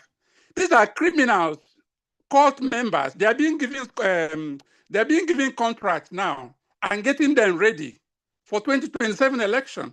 These are the kind of people you're contending with. These are people who are willing to kill. And then when you try to prosecute them, remember the state government has a role in prosecuting these people. They will just drop the charges. So that is the seriousness of what we are doing. And it is wrong for us to think that we're giving P2B too much. P2B is giving his own resources. You don't know how many millions of his personal resources that P2B has put in this election trying to rescue Nigeria. He's not looking for money. He's not looking for fame. Some of us, many of us in diaspora, like CODEM, majority of people that form CODEM, they are abroad. And to be honest with you, many of us have escaped because there are many of us in diaspora who are even in debt. We are not willing to return to Nigeria. We are not willing to return our body to Nigeria. But we're still very keen to see that our country changes. We see what Jews are doing in other countries. We see what Indians are doing. Their diasporas are coming together and influencing things, trying to make things better. We want our country to be rescued like any other district so that we can go on holidays, see our families, I feel proud that our country is doing well. So anybody thinking he's giving too much, I'm not doing this, I'm not doing that, I advise that person to think again. Thank you.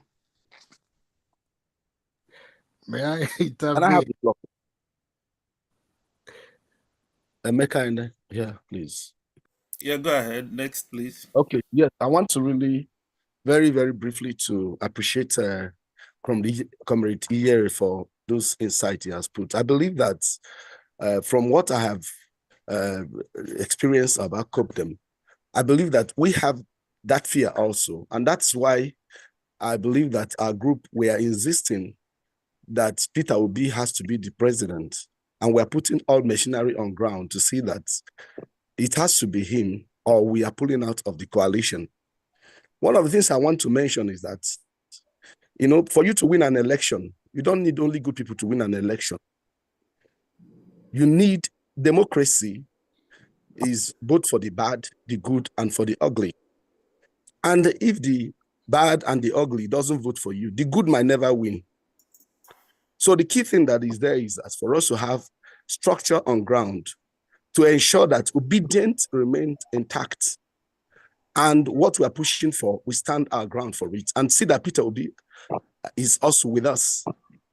We stand our ground that if it comes to the point that the cabals are taking over and doesn't want the dignity of the nation to be restored, we pull out.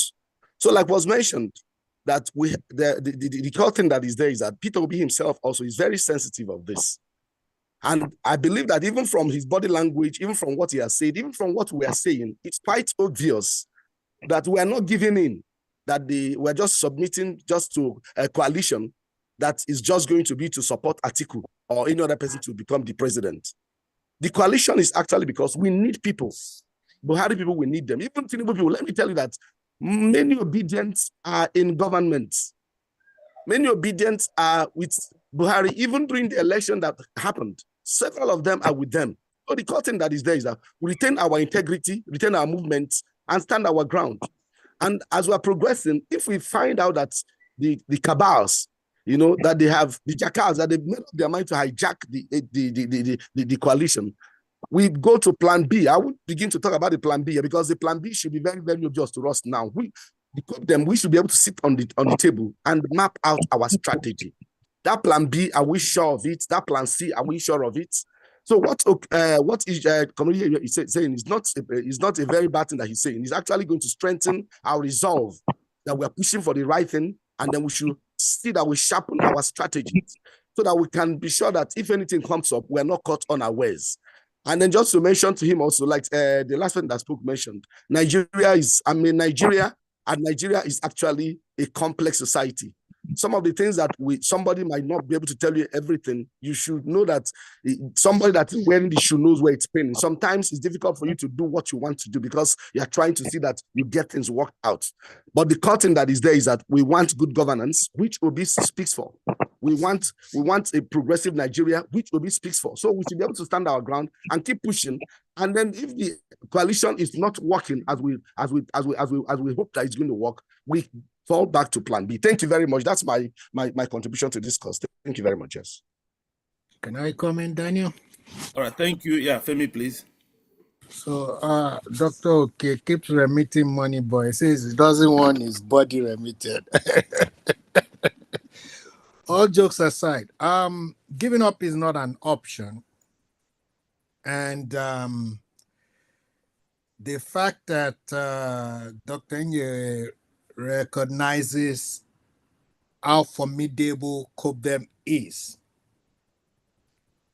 should let everybody know this organization is here for a purpose. So it should not feel like it's offending us. It should keep offending us to keep us focused. There's nothing wrong with being criticized. And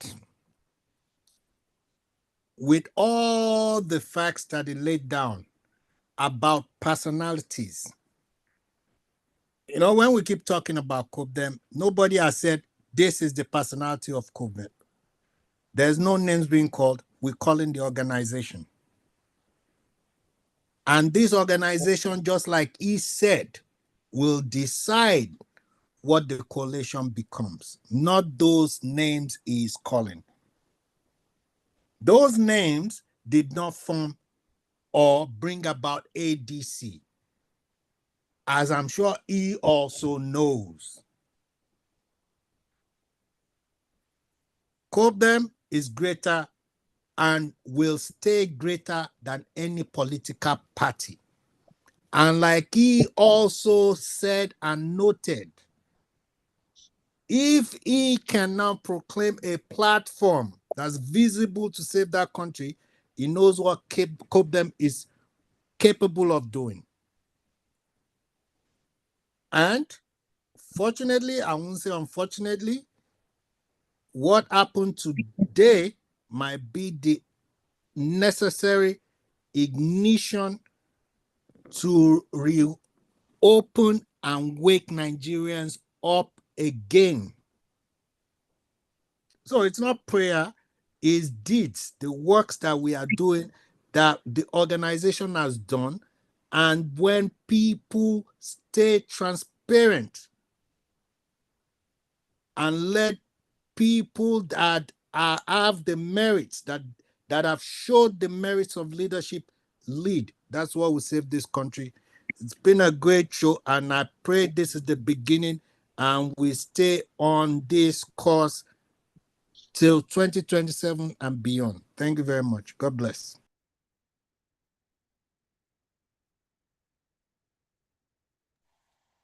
Then let me say quickly that Dr. Yere, or Comrade Yere rather, is completely, in a way, quite wrong with regards to what he was saying. I watched his interview on Arise TV. He made himself out to be the alpha and omega of the obedient movement. That means that all of us that contributed our sweat and did all the work that we did, we didn't contribute anything. That doesn't count. It's only Comrade Yere did it all and owns it all. He talks about starting his own movement. I mean, how can he just start his own movement? I think one thing some of these people, some of us have to understand is that sometimes when you fight evil, you have to be very careful that you don't become the same thing that you're fighting. You have to be very, very careful, because the way he's going on about it, he doesn't show any humility. He doesn't show any sort of, discernment the way he speaks. He's speaking too much, which in a way shows a lot of arrogance, as if he knows it all.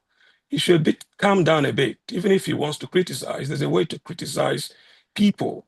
You can't just be, taking all the glory to yourself, making yourself as if you're, if you're not there, things wouldn't work again. You should calm down, please. Thank you. Hello. Okay, thank you. We call Gabriel, please. Gabriel Chudi, and then Chudi, yeah. Good evening, everybody. Yeah, I'm speaking all the way from Onitsha here. I thank God for this gathering anyway. I don't know anybody. People may not know me. Yeah, the guy who actually spoke, we call him Comrade Yere. Well, I was highly disappointed because when we had the last election, it was a kind of a mass movement, which some people did not even know how that thing actually happened. I myself, personally, Obi, he doesn't know me. I see him from afar. Maybe it could be from the same part of the eastern part of the country. Yeah, in my own place here, I took it upon myself. I left my place of work that blessed day, that period within 1 or 2 or 3 days. I came down to this place in my own ward here. Yes, head bridge was 3. I made sure that all the polling units there, they won that election. I took it, I was moving around, just because that man made a statement. And maybe somebody may not know how somebody has contributed in one way or the other. Nobody knew me. I still have those results, how it was collected in the polling unit, because from the grassroots, I have all of them that's still with me intact. So I'm highly disappointed because at least I was listening attentively to see what actually P2B has actually done or what has gone wrong with him. That was just, going arrogantly. I mean, he spoke arrogantly. No, I mean, trying to arrogate everything to himself. He's totally wrong because, I mean, you have only one vote, you have only one life. Just the same thing with another person. Yeah, there's something we are seeing at P2B, which only God knows. Even now, just the collation that is happening, I'm just by the side, listening and watching. Yeah, all of us contributed immensely last 2023 election. And Obi won that election. Go anywhere, he won that election. There's no two ways about it. He won it right round. But whatever they have done, maybe because, as we are talking now, all the cabal or whatever they call them, but God will help us and see how we can help us to come out of what we have found ourselves in this country. It cannot continue like that. And it's because of this type of gathering. When I heard about this Kodem or whatever they call it, somebody asked me to register. I did. I registered. And I've been watching. So please, gentlemen, let us not lose focus. Let us continue to move and see how we can make sure that this thing that we are seeing today will stop. In our God will make us to live and see Nigeria that will work for every one of us. Yes, there's no two ways about it. please don't hate P2B because of he gave him a call. He did not pick. I mean, you look like the Chinese this thing. He did not, because only now pick now that you called him and he did not pick your call. And that was all. No, it doesn't work like that. It doesn't work like that. That guy should be, called. Maybe you may have your own movement. People may speak. People like I know, the top people will hear you, listen to you, and you think you have arrived. It doesn't work like that. I mean, let us follow the instinct of God and see how we move and make sure we get something out of what is happening now. It is now or never, but God will help us. Yes, as per the collation, all people that have gathered there, that the same people, the same thing or whatsoever, nothing good at all. But just as somebody has spoken now, there's no way you can win an election. All the ugly, all the bad, whatever they say, you must gather them to see how you get a way to find yourself in and now show what you are made up of. Thank you very much as we continue to deliberate. Thank you very much. Philip, please. Ajawale.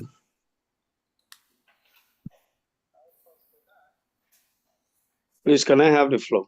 All right, Apostle Jerry, please. All right, God bless you, sir. Quick one. I just want to remind Iyeri that no one become a champion without fighting war. Obi is there for us. And two, another good one is this, that these people, the cabals we're talking about, what we're doing here is like we're trying to save good at the hands of the liar, which is not going to be easy, but it's to be easy when we put our heads together. And then another one is the scripture I want to read from the Bible that said that you cannot go to a strong man's house and spoil his things unless you first of all ban him.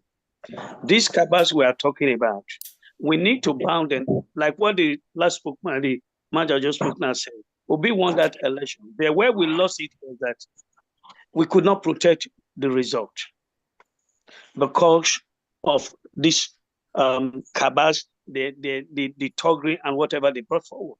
Now, what I was expecting from me is that we won that election, we lost it to that group, but this is what we should do so that at the coming election 2027, 2023 will not repeat itself. How do we defend our result? Because I know too well, with this COVID and all, Obi is coming up. But if it comes again and win, how do we defend it? Are we ready to come out to the street to say, no, we won't take it anymore? Or we'll be afraid of ourselves again and go inside, yet we are dying in silence? This is what we should be thinking about. 2027 is already at the corner. Look at what these people are saying. They're not even thinking about the common man in the street because their heart is sealed with hot irons. They are not preparing for 2027 when they have nothing to show.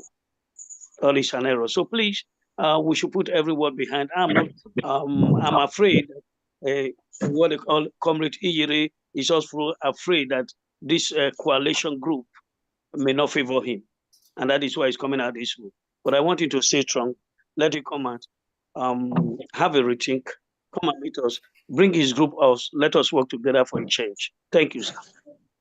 All right. Thank you. Finally, we call on Philip Ajawale. Thank you. Thank you very much, sir. I really enjoyed the contributions so far. This Nigeria is a nation. And my prayer has been that Peter Obi should emerge as president come 2027. During the last presidential election, I personally campaigned for him. I was, people were saying, okay, Tinubu I'm a Yoruba man. I say it's our son. I said, no, I'm not talking about this, not about tribe. That if it's a Fulani man that will share Nigeria, that is my man. That the CV of Peter Obi and the caliber of person he is, that I think is the right person. So some of us did all we could, but fortunately, the Kaaba, Nigeria is worshiping the god of Mammon. Some people can sell their conscience because of money, and it's unfortunate. So what I want to strongly suggest is that we should be ready this time around to defend our votes, and as many we can influence. Let's encourage them. Don't allow yourself to be bribed. What is money? What is material things? All of us, we are one chance now. We have entered it, but it's suffering. So And Nigeria should reject their money when the time comes. So let's go en masse. I believe even this so-called Kaaba, their power is in their breath. Well, I'm not happy when somebody died, but Buhari has just gone. We don't know the next person now. So I believe God has brought all of us up to this Nigeria, to this nation. And I believe in the power of God. We don't know what God can do between now and then. So maybe the people that claim to be capable, so maybe God will have taken some of them away without without anything. So I'm very, very optimistic, and I pray God will help us. Thank you for the organizers of this forum. I'm grateful. Thank you very much, sir. Thank you, everyone that has contributed to this conversation. And I'm sure we are streaming these conversations live. It's on our YouTube. We have shared the links for us to go back and listen again, and Nigerians to listen and learn from what has happened. At the end of the day, it's well to remember. Let me leave all of us once again with this nice quote from William Shakespeare. It's a good lesson for us to always have in mind. To paraphrase both, all the world's a stage, and all the men and women merely players. They have their exits and their entrances. Life's but a walking shadow, a poor player that struts and frets his hour upon the stage, and then is heard no more. It is a tale told by an idiot, full of sound and fury, signifying nothing. A look again at the life and times of Muhammadu Buhari proves the wisdom again of Shakespeare's words. And not only Shakespeare, the Bible, Ecclesiastes, vanity, everything is vanity.